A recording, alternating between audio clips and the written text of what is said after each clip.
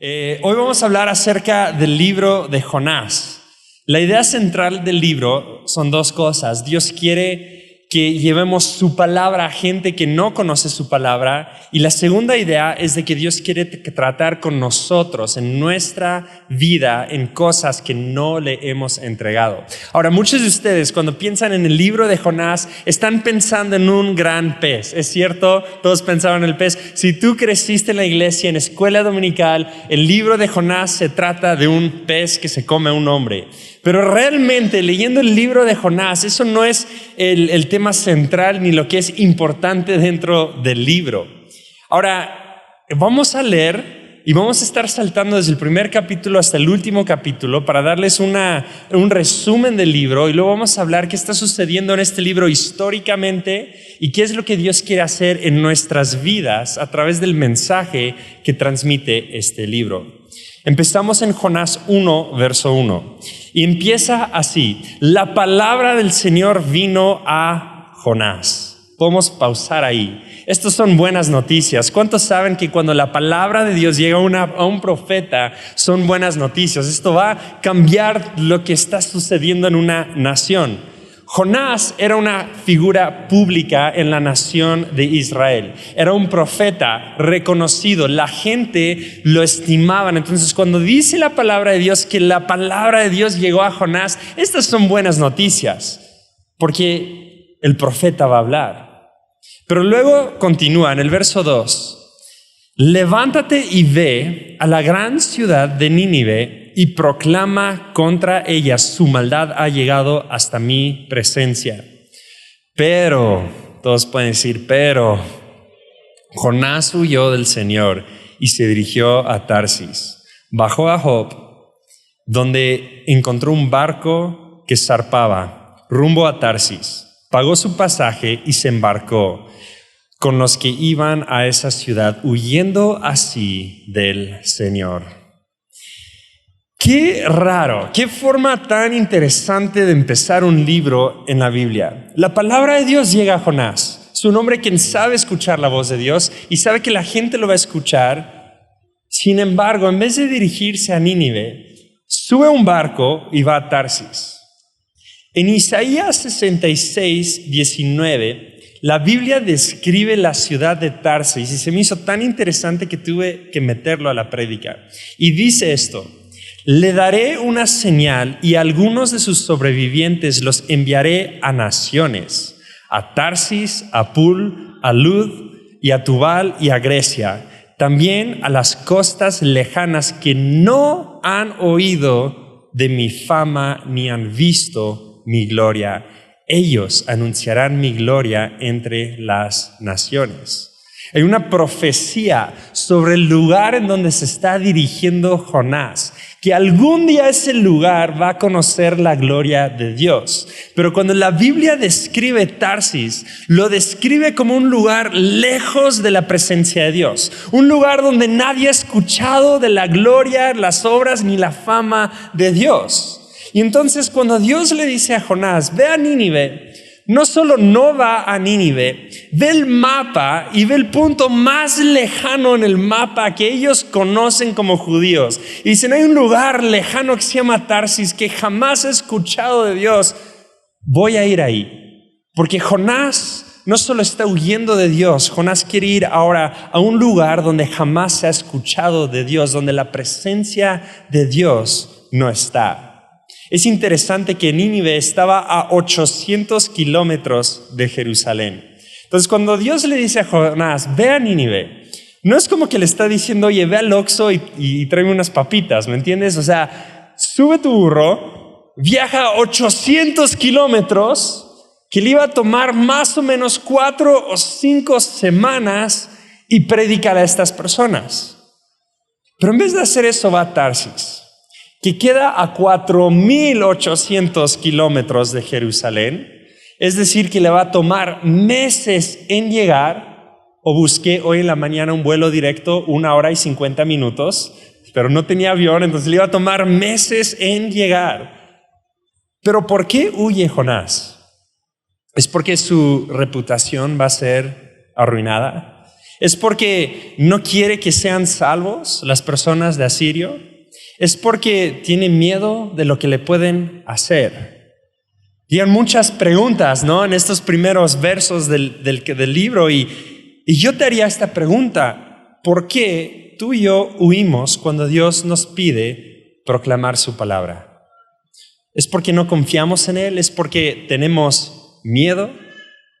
Porque es tan interesante que hoy hay 3.2 mil millones de personas en esta tierra que jamás han escuchado el nombre de Dios, que no conocen el evangelio de Dios. Sin embargo, Dios nos ha llamado a nosotros a ser mensajeros, como le llamó a Jonás. De hecho, en Mateo 28, verso 19, Jesús dice esto, y este es el mensaje central de Jesús después de la resurrección. Por tanto, vayan y hagan discípulos a todas las naciones. Esto incluye Tarsis, bautizándolos en el nombre del Padre, del Hijo y del Espíritu Santo, enseñándoles a obedecer todo lo que les he mandado a ustedes. Y les aseguro que estaré con ustedes hasta el fin del mundo. Jesús diciendo, va a estar con nosotros hasta el fin del mundo. Y va Jonás en un barco rumbo a lo que él considera es el fin del mundo, huyendo de Dios. Y vamos al verso 4 y dice esto: pero el Señor lanzó sobre el mar un fuerte viento. Me encanta cuando dice pero, la Biblia, ¿no? Dios se involucra y dice, ok, súbete a tu barquito, va a esperar que estés en medio del océano, y Dios lanza un fuerte viento. Descendió una tormenta tan violenta que el barco amenazaba con hacerse pedazos. Todos los marineros tenían miedo y cada uno clamaba a su Dios, y arrojaron el cargamento al mar para alivianar el barco. Se me hace fascinante la desobediencia de Jonás. No solo lo afecta a él, sino afecta a toda la gente que está en comunidad con él.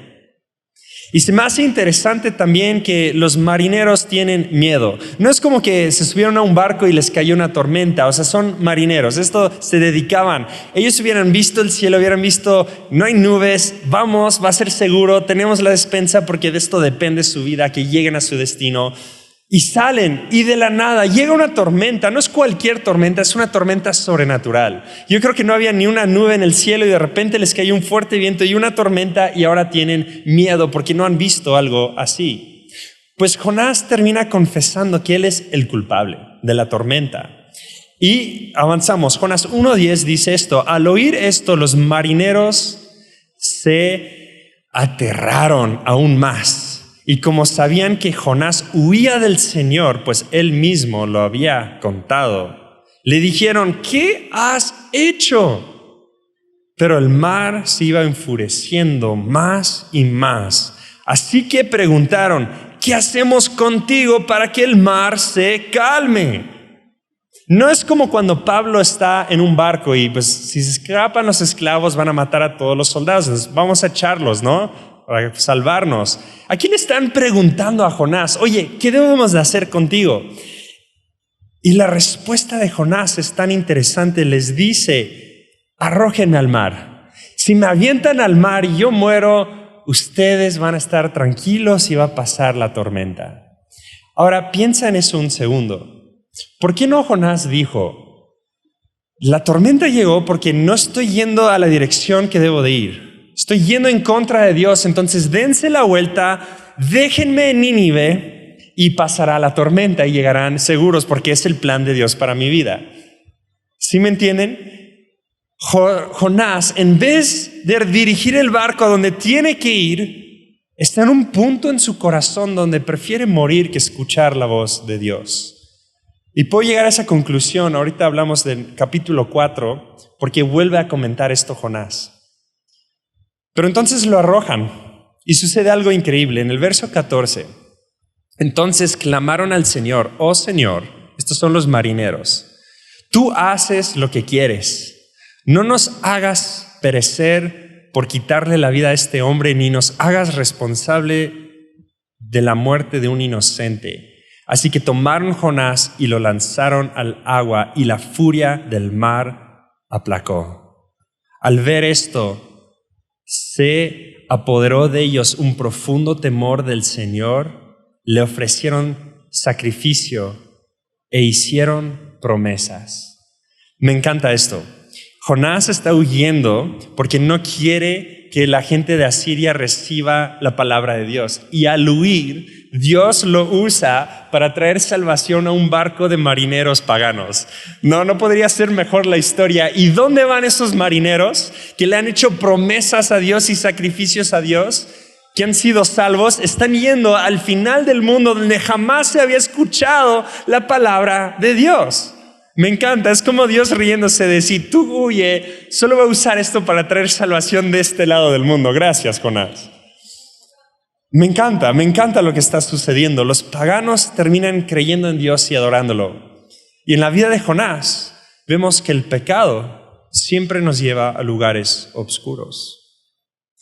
Es interesante que cuando están avanzando en el libro de Jonás, Jonás no habla mucho. Su primera palabra sucede hasta el verso 9 y es: soy hebreo, temo a Dios quien hizo el cielo y el mar.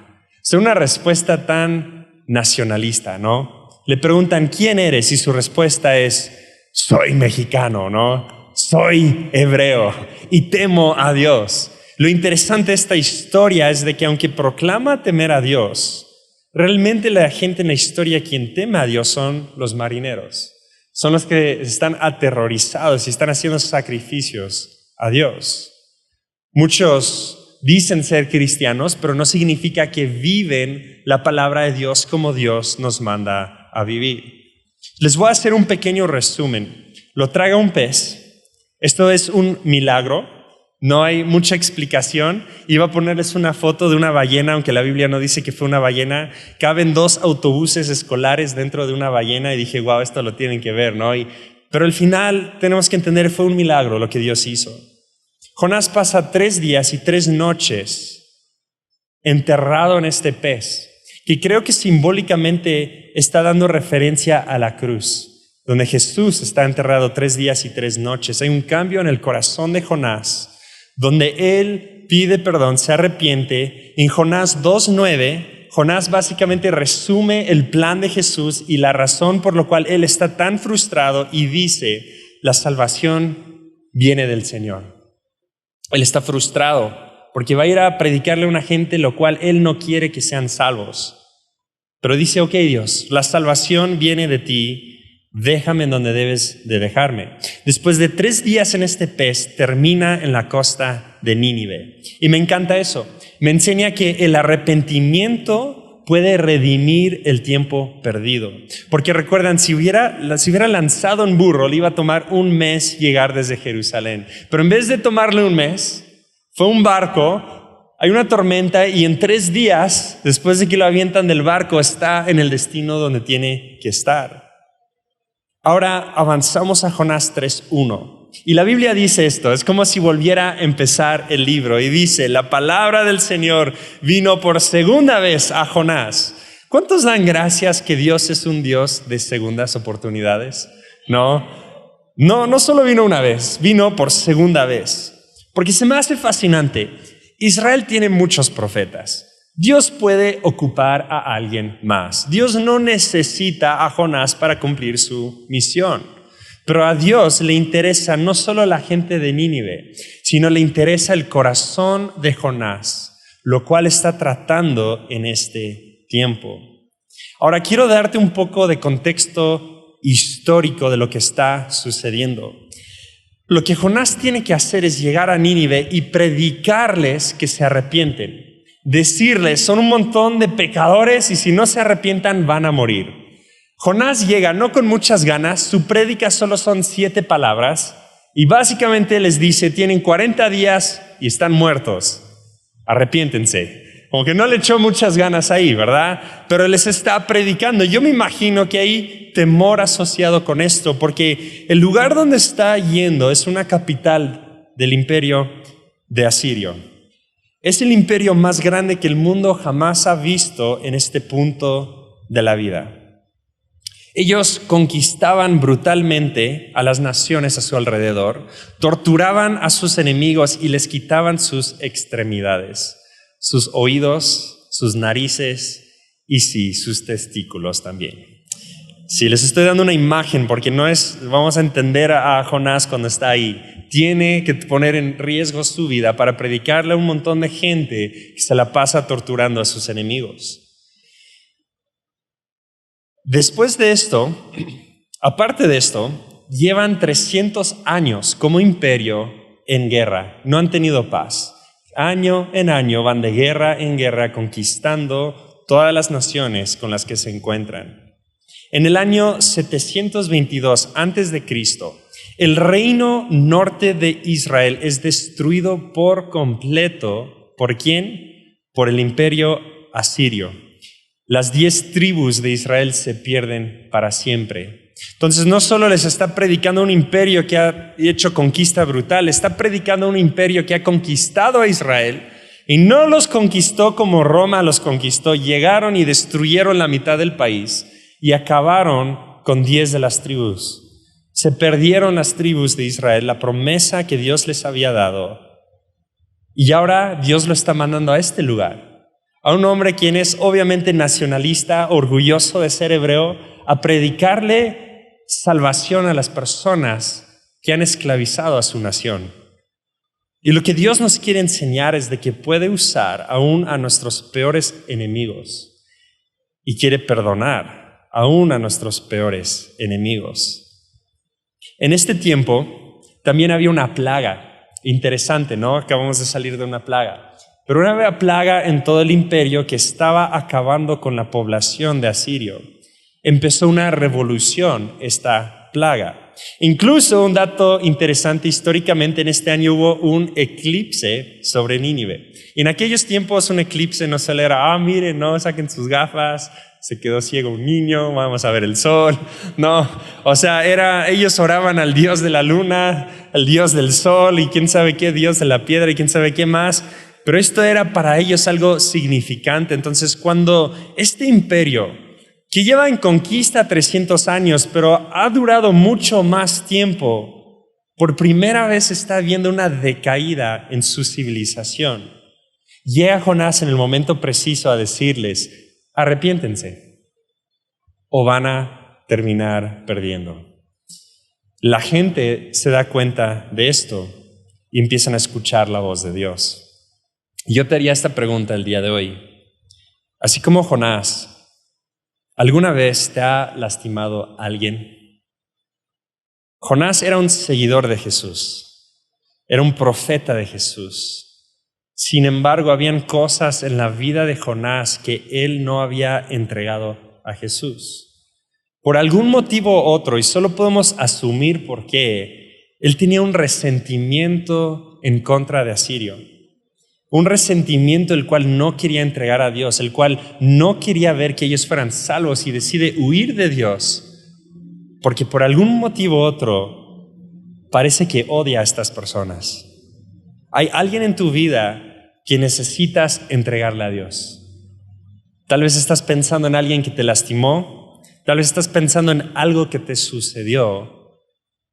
Imagínate que llegue la palabra de Dios y te diga no solo que perdones a esa persona, pero que traigas a esa persona a los pies de Cristo para que esa persona que te lastimó viva una eternidad al lado de ti en el cielo. Esta es la misión de Jonás. Y les resumo qué sucede. Jonás 3:5, las personas de Nínive creen en Dios. Verso 6, el rey de Nínive cree en Dios. Versos 7 y 8, el rey hace un ayuno nacional y toda la ciudad empieza a ayunar en arrepentimiento para que Dios no los destruya. Hay un avivamiento nacional en el lugar más pagano del mundo. Quiero ponerte esto en contexto. Imagínate que Dios te enviara como misionero a los nazis en la Segunda Guerra Mundial, que Hitler da su vida a Jesús y empieza un avivamiento entre los alemanes y tú estás en medio de eso. Pues en el verso 4:1, Jonás, el profeta, está viendo un avivamiento nacional que debería ser el sueño de todo profeta. Y en el verso 1, capítulo 4, continúa la historia y empieza así. Pero esto disgustó mucho a Jonás y lo hizo enfurecer. Así que oró al Señor de esta manera: oh Señor, ¿no era esto lo que te decía cuando todavía estaba en mi tierra? Por eso me anticipé a huir a Tarsis. Pues bien sabía que tú eres un Dios misericordioso y compasivo, lento para la ira y lleno de amor, que cambias de aparecer y no destruyes. Interesante que Jonás entiende más el carácter de Jesús que nosotros. Él está convencido de la gracia, del amor y de la misericordia de Dios. Está convencido de que Dios los va a perdonar si se arrepienten, y por eso Él dice: huí a Tarsis porque no quería que fueran salvos, porque Dios eres lleno de amor y lento a la ira. Pero vamos a hacerlo personal aquí. ¿Qué si hubiera sido tu padre, tu madre o tus hijos quienes fueron brutalmente asesinados?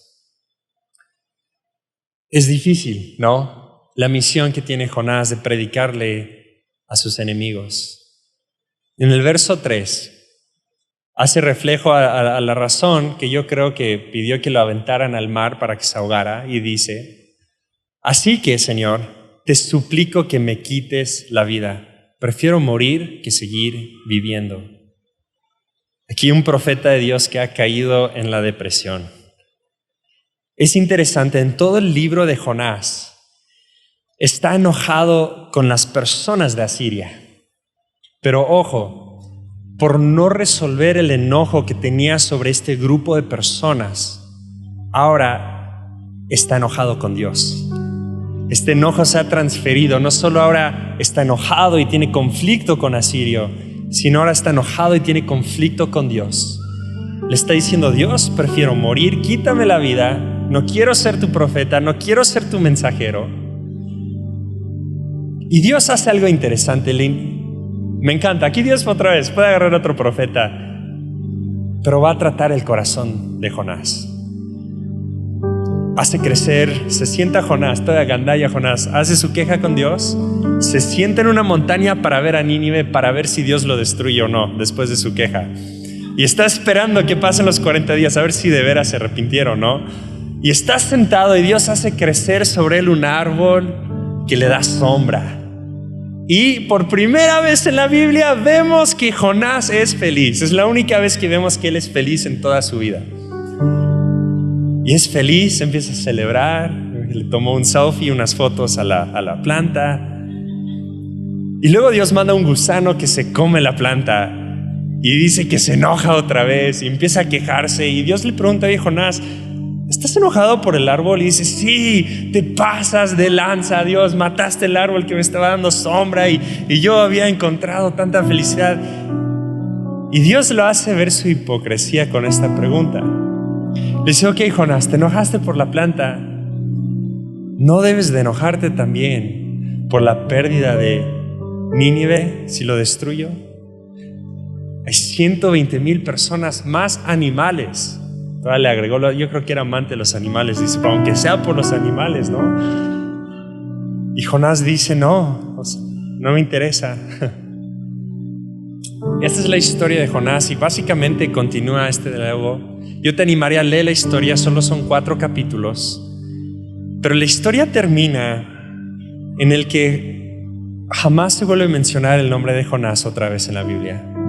Dios jamás vuelve a usar a este hombre que sepamos, porque no está escrito.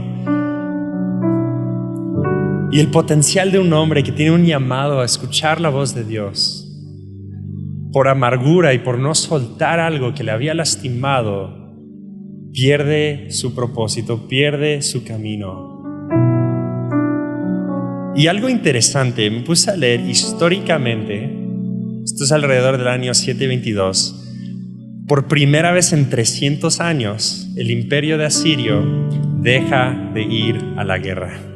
Es la única vez que está documentado que ya como imperio no fueron a la guerra. Tuvieron paz por una generación completa. La plaga dejó y prosperaron. La generación después de ellos volvió a ir a la guerra, se alejó de Dios y luego fueron destruidos. Pero se me hace fascinante que este rey, quien se arrepintió, hizo paz en lo que hubiera sido todo el continente de Europa, porque un hombre fue y les predicó. Quiero leerles para terminar Mateo 12:41. Y esto es Jesús hablando a los judíos. Los habitantes de Nínive se levantaron en el juicio contra esta generación y la condenaron, porque ellos se arrepintieron al escuchar la predicación de Jonás. Y aquí tienen ustedes uno más importante que Jonás.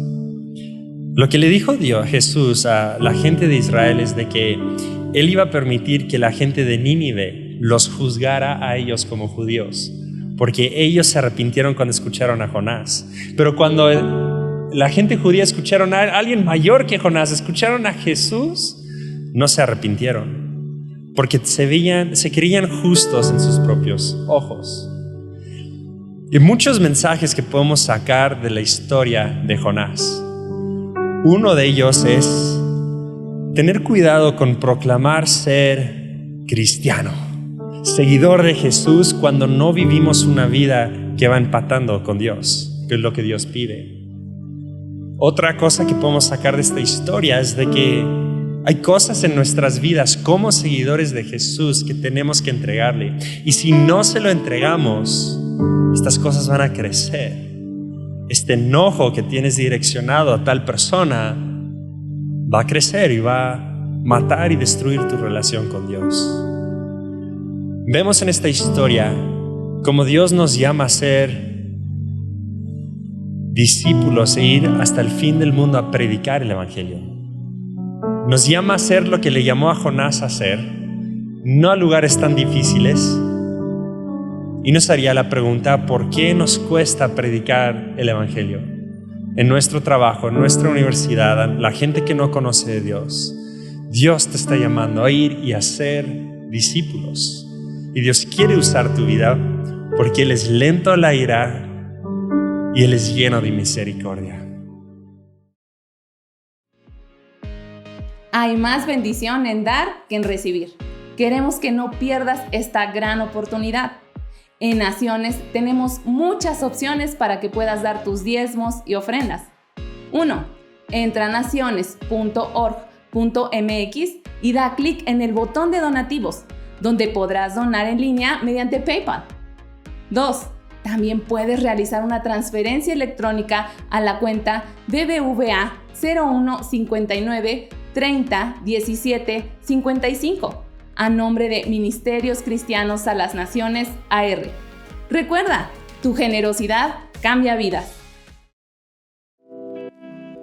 Hola familia, gracias por conectarte con nosotros el día de hoy. Esperamos que el contenido de este día haya enriquecido tu vida y te inspire en tu caminar con Dios. Si este video te bendijo, te animamos a que le des like, a que te suscribas a nuestro canal y que compartas esto con alguien más. No te pierdas nada de lo que está sucediendo en Naciones. Nos vemos pronto.